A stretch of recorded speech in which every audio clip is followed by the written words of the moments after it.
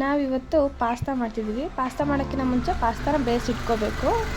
Next ಒಂದು PAN ತೊಗೊಂಡು ಒಂದು ಪ್ಯಾನಿಗೆ 2 ಟೇಬಲ್ ಸ್ಪೂನ್ ಆಯಿಲ್ ಹಾಕ್ಕೋಬೇಕು.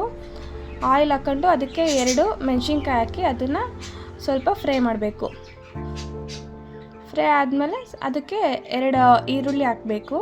ಸಣ್ಣಗೆ ಹೆಚ್ಕೋಬೇಕು ಈರುಳ್ಳಿನ. ಅದು ಕೆಂಪಗಾಗೋ ಮಟ್ಟ ಈರುಳ್ಳಿ ಹಾಕಿ ಅದು ಬೇಯಲಿ ಅಂತ ಉಪ್ಪು ಹಾಕ್ಕೊಂಡು ಬೇಯಿಸ್ಕೋಬೇಕು. ಈರುಳ್ಳಿ ಕೆಂಪಗೆ ಹಾಕ್ತಿದ್ದಂಗೆ ನೆಕ್ಸ್ಟ್ ಅದಕ್ಕೆ ಶುಂಠಿ ಬೆಳ್ಳುಳ್ಳಿ ಪೇಸ್ಟ್ ಹಾಕಿ ಎಷ್ಟು ಬೇಕೋ ನಿಮಗೆ ಅದನ್ನು ಅಷ್ಟು ಹಾಕ್ಕೊಂಡು ನೆಕ್ಸ್ಟ್ ಅದಕ್ಕೆ ಅರಿಶಿನ ಹಾಕ್ಕೊಳ್ಳಿ.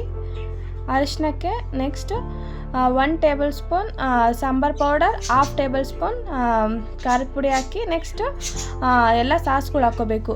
ಏನೇನು ಸಾಸ್ ಬೇಕಾಗುತ್ತೆ ಅಂದರೆ tomato chilli sauce, green chilli sauce and tomato ketchup ಎಲ್ಲ ಹಾಕಿ ಅದನ್ನು ಒಂದು ಸ್ವಲ್ಪ ಹೊತ್ತು ಫ್ರೈ ಮಾಡಬೇಕು.